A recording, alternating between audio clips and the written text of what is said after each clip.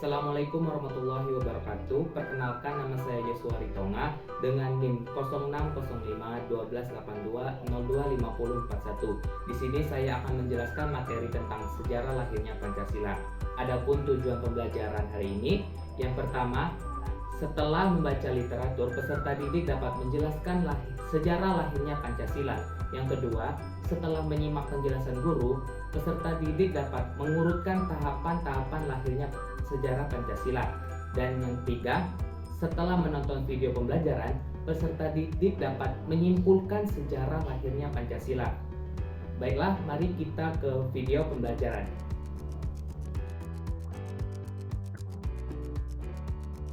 Assalamualaikum warahmatullahi wabarakatuh. Kembali lagi dengan saya Joshua Ritonga.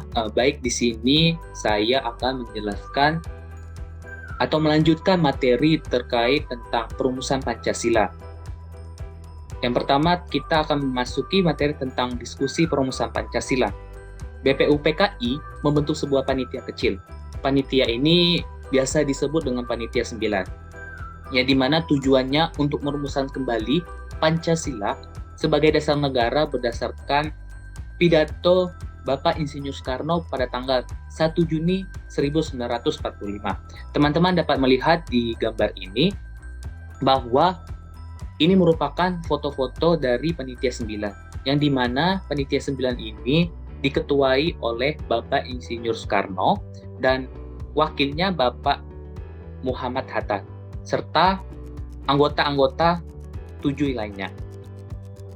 Dalam diskusi pada perumusan Pancasila ini sangat seru karena di mana terdapat dua pendapat. Pendapat pertama mengatakan bahwa negara ini harus berdasarkan agama, sedangkan Bapak Insinyur Soekarno dan beberapa anggota lain mengingatkan bahwa negara ini sebaiknya tidak hanya agama Islam saja, karena kita tahu bahwa negara Indonesia ini beragam gitu agamanya. Tidak cuma agama Islam saja.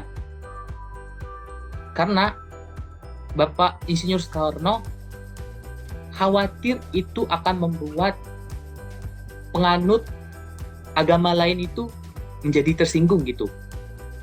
Dan akhirnya semua setuju dan sependapat bahwa nilai ketuhanan sangat penting untuk menjadi bagian dasar negara Indonesia. Disepakati pula bahwa Indonesia menjadi negara kebangsaan, bukan negara agama. Dengan demikian, sila ketuhanan menjadi sila pertama.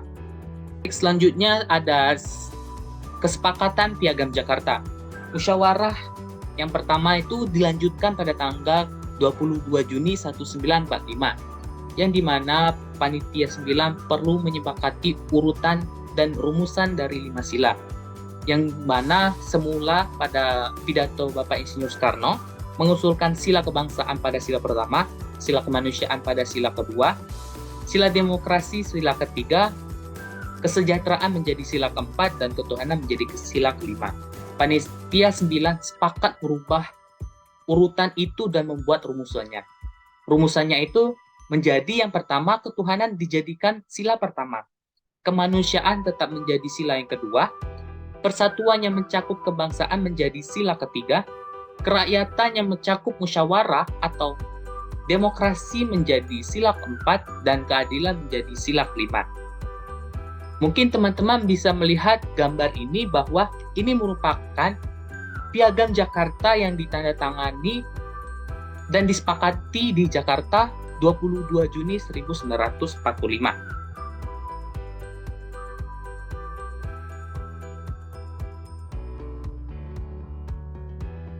Oke, masuk materi selanjutnya yaitu tentang penetapan Pancasila. Pondasi atau dasar negara sudah selesai dirancang oleh Panitia 9, yang dimana sebelum menjadi dasar negara Indonesia secara resmi, hal perlu didiskusikan lagi. Kemudian BPUPKI mengadakan sidang keduanya pada tanggal 10-14 Juli, tepatnya di Pejambon, Jakarta.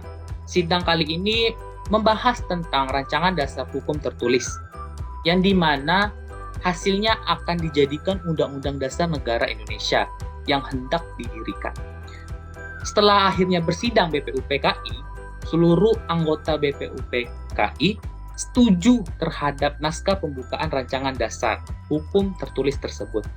Dengan demikian, mereka sepakat dengan rumusan sila Pancasila yang ada di dalamnya. Maka dari itu, kita tahu bahwa Pancasila ini sebagai dasar negara Indonesia. Dan Pancasila ini hierarkinya di atas undang-undang. Baik, terima kasih atas partisipasinya teman-teman semuanya. Saya akhiri, wabillahi taufik wal hidayah. Wassalamualaikum warahmatullahi wabarakatuh. Dan demikian materi yang dapat Bapak sampaikan. Bapak akhiri, wabillahi taufik wal hidayah. Wassalamualaikum warahmatullahi wabarakatuh.